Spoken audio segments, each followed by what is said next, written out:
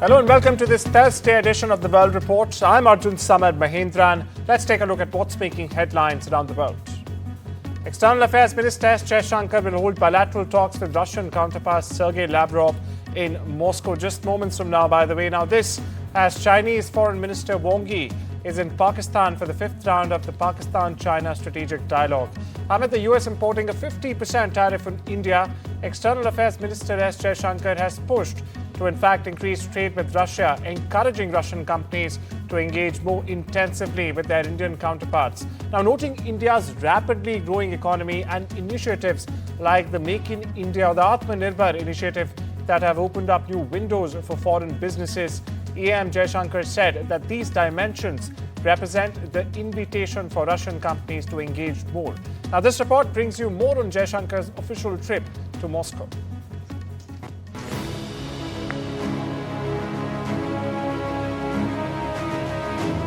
External Affairs Minister S Jaishankar is in Moscow on a three-day official visit at the invitation of Russia's first Deputy Prime Minister, Denis Manturov.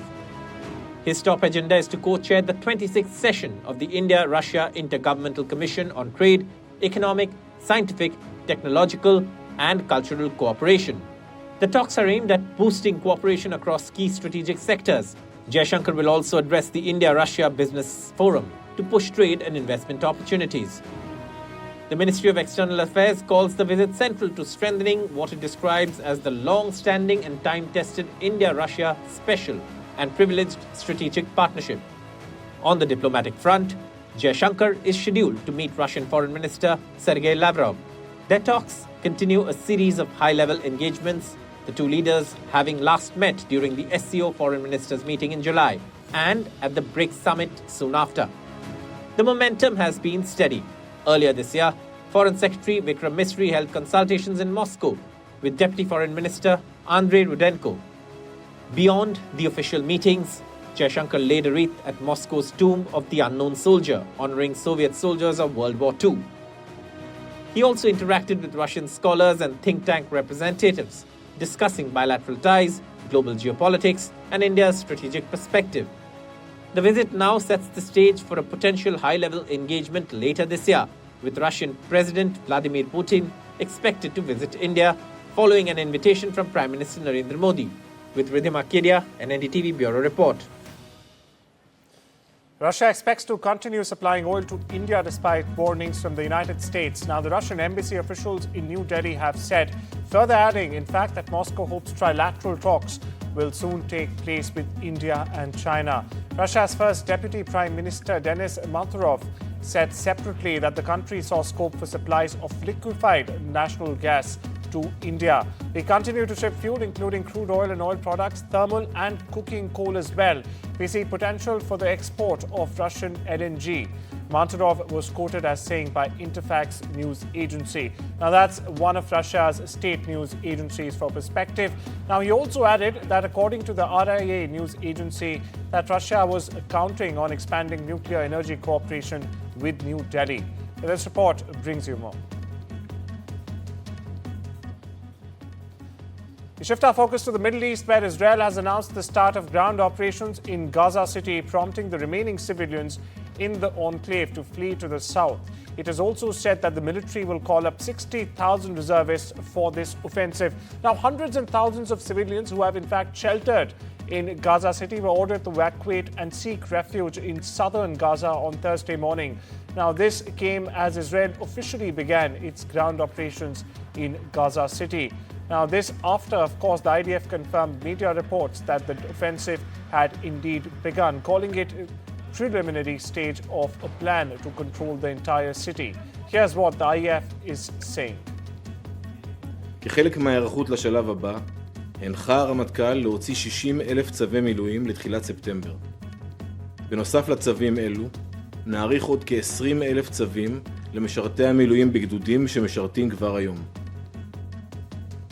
Middle East, where US Ambassador to Israel Mike Huckabee in fact sought Wednesday to blame a recent breakdown in Gaza ceasefire talks on the decision by some European leaders to recognize the Palestinian statehood.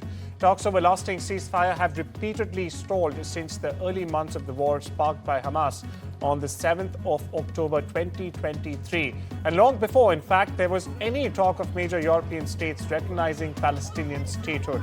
The decisions were announced by France, Britain and other countries after the Trump administration's Mideast envoy had already walked away in frustration from the negotiations, which happened behind closed doors. Now, it remains unclear, so to say, how and when they began to break down. Meanwhile, listen into what Ambassador Huckabee had to say. I do think that without any question, the noise that has been made by European leaders recently, this conference in New York, is having the counterproductive effect that they probably think that they want. If they believe that unilaterally calling for a two-state, a Palestinian state recognition immediately brings them closer, the sad truth is it's taking them further away. I think some of the actions that you're seeing, whether it's E1 or talk about declaring sovereignty or annexation, have been prompted by what is clearly a violation of the Oslo Accords, where there would be a declaration of a Palestinian state without the involvement of the Israelis. India and China have agreed to explore demarcating their disputed border. That's a key move towards resolving decades-old territorial disputes as the neighbors look to recalibrate ties against the backdrop of strained India-US relationship. We stay with the region where India has dismissed Nepal's objection to a decision by New Delhi and Beijing to resume border trade through the Lipu Lake Pass and said, in fact, that Kathmandu's claims on the territory are neither justified nor based on historical facts. Meanwhile, India has also rejected allegations by Bangladesh that Awami League-linked offices in Kolkata and capital New Delhi were involved in anti-Bangladesh activities. The Ministry of External Affairs has called Dhaka's charge misplaced, stressing that no such activity is permitted from and on Indian soil. Now, New Delhi has rejected Dhaka's accusation, saying it had no knowledge of such activities and would not allow them under any circumstances. My colleague Saurabh Gupta has all the details for us.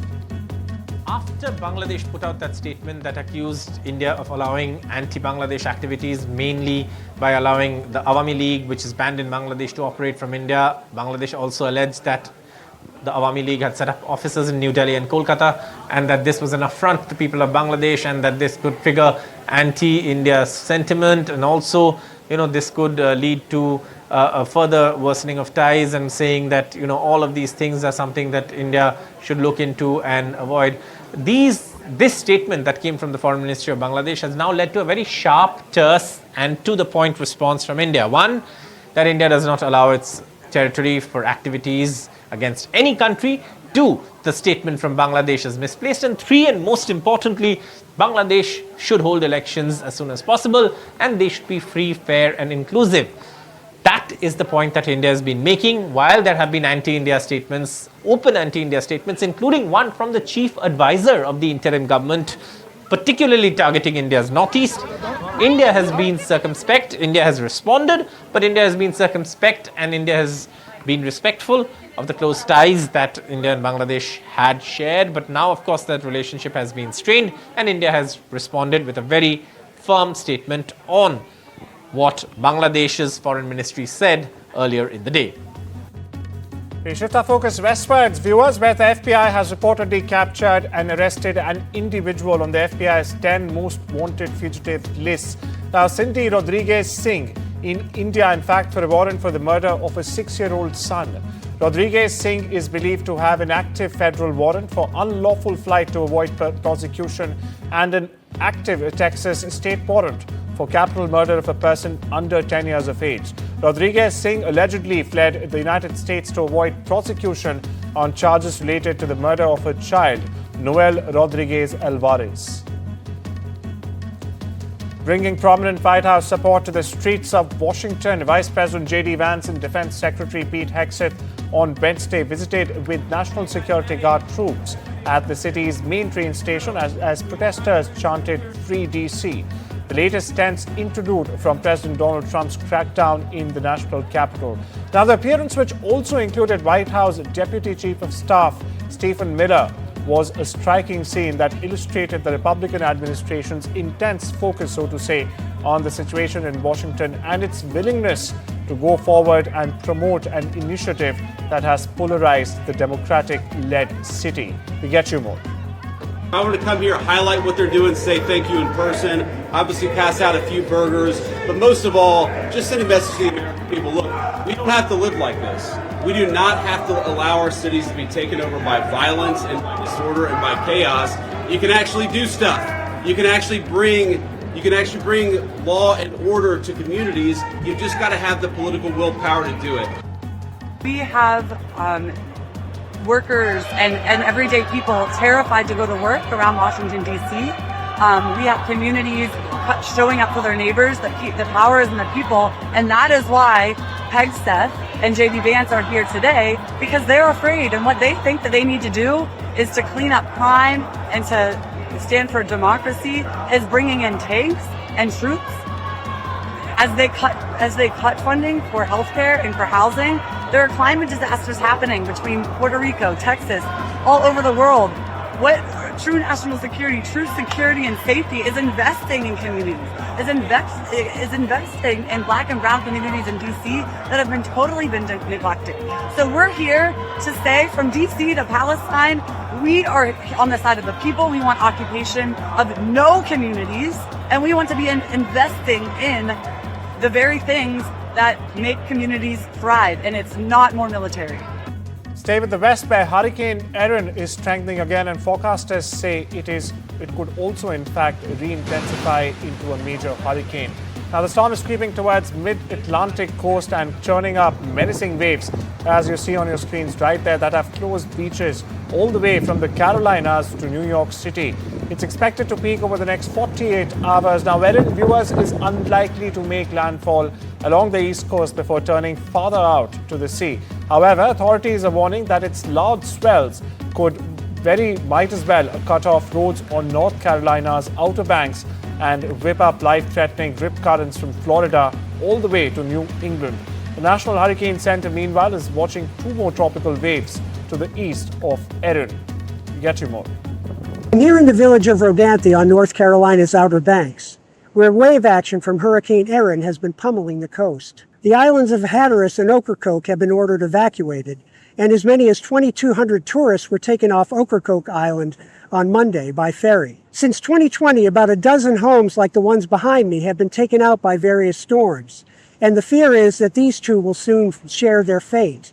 Erin is a couple of 100 miles off the coast, so most locals are expecting very little damage.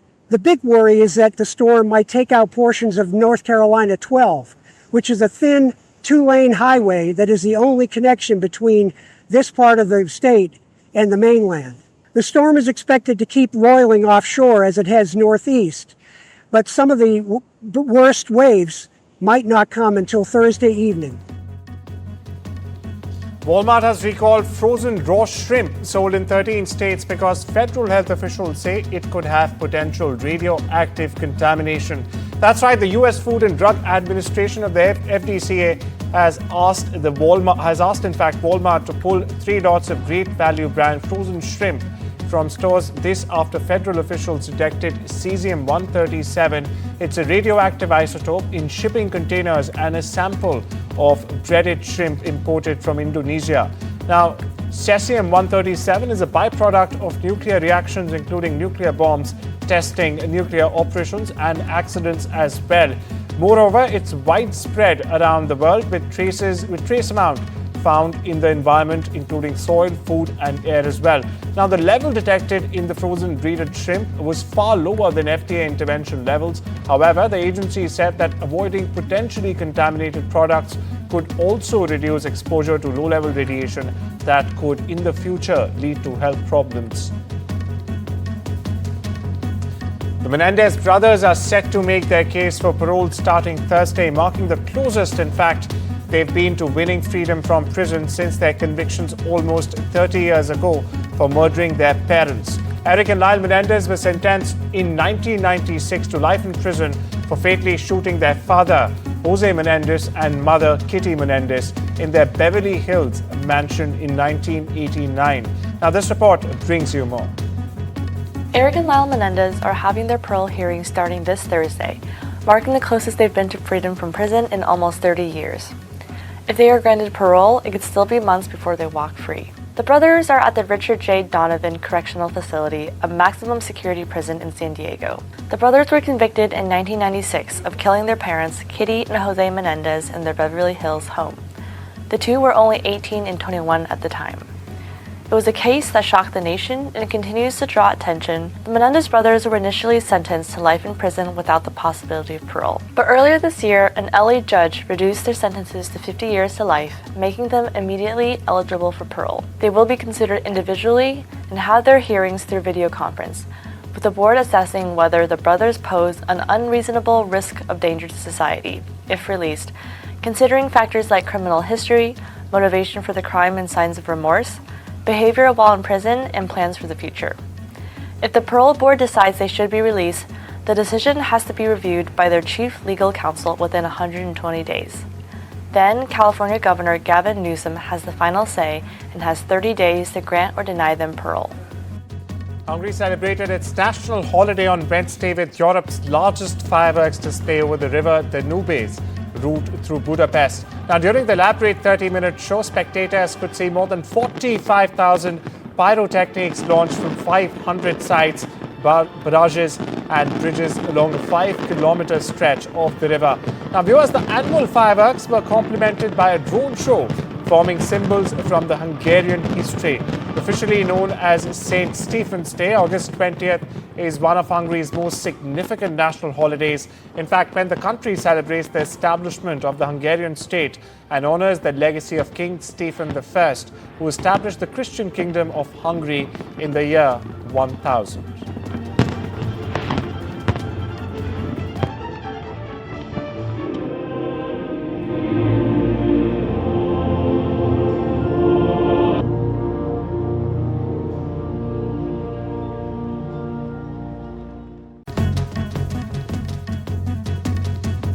Of the World Report, we move our focus to the world of technology, where India has said it successfully test-fired an intermediate-range ballistic missile that, when operational, viewers should be capable of carrying nuclear warheads to any part of China. Now, the Agni-5 missile was successfully launched in Odisha on Wednesday, and authorities said it validated all operational and technical parameters. Apple is stepping up its iPhone production in India and reportedly moving assembly of all upcoming iPhone 17 models to 5 local factories. In fact, now this includes 2 that have just started operations. This development marks the first time that every new iPhone variation, including the premium and the Pro versions as well, will be manufactured in India from scratch to end. Now, the move is part of Apple's broader strategy to reduce its dependence on China for US-bound shipments and also to cushion itself against tariff risks.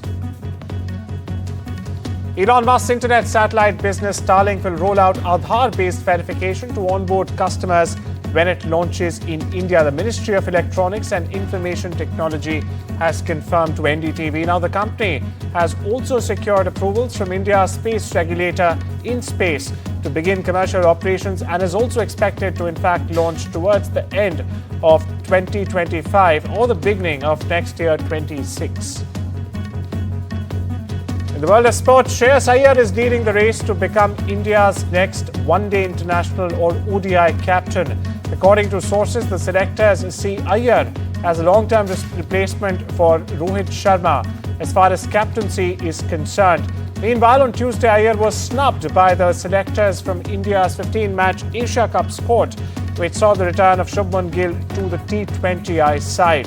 Now, Gill was named vice-captain for the tournament and will deputise Suryakumar Yadav during the continental event. It has now been learned that Gill, who recently began his reign as India's test captain, is also set to take over leadership mantle from Suryakumar Yadav in the format. According to reports, YouTuber turned boxer Jake Paul will fight the unbeaten Gervonta Davis on the 14th of November at the State Farm Arena in Georgia's Atlanta. In about that will be streamed live on Netflix. Now, Davis has been the World Boxing Association lightweight champion since Devin Haney vacated the belt back in 2023. But the American's title will not be on the line against Paul due to the size difference between the two competitors, or boxers, should we say in this case. US celebrity judge and social media star Frank Caprio has died aged 88. His death follows a diagnosis of pancreatic cancer was announced on his official Instagram account, where he was remembered for his warmth and unwavering belief in the goodness of people. Judge Caprio, his son David Caprio, also thanked fans for their love and support and urged people to spread a little kindness in his father's memory. Beloved for his compassion and humor in the courtroom, videos of Judge Caprio presiding over cases on his hit show, Caught in Providence, have had billions of views on social media, earning him the title, the nicest judge in the world. Dozens of supporters of Irish rap band Kneecap protested outside a London court on Wednesday as one of the band members appeared charged with terrorism offence for allegedly supporting Hezbollah. Liam Ohana, who performs under the stage name Mushara, was charged in May accused of displaying a Hezbollah flag during a London concert in November last year. Now, since the Iran-backed Lebanese group Hezbollah was banned in the UK back in 2019, it has been an offence to in fact show any support to it. In recent months, however, Kneecap has grabbed headlines and eyeballs both for provocative statements denouncing the war in Gaza and against Israel. In fact, now the hearing comes amid a growing UK controversy over the government moves to prosecute those deemed to show support for banned organizations. Vienna has been officially announced as the host city for the Eurovision Song Contest 2026. Now, viewers, this follows Austrian singer JJ's victory in the 25 contest in Switzerland's Basel with his song Wasted Love. The Austrian public broadcaster ORF, responsible for organizing the event this time over, confirmed that Vienna was in fact chosen for its infrastructure, logistics, and also economic advantages, so to say. Innsbruck had also submitted a bid, but Vienna prevailed. This marks only the third time Austria's capital will host Eurovision after previous editions in 1967 and 2015. Well, that's all we have for you this Thursday. Take care and have a wonderful day.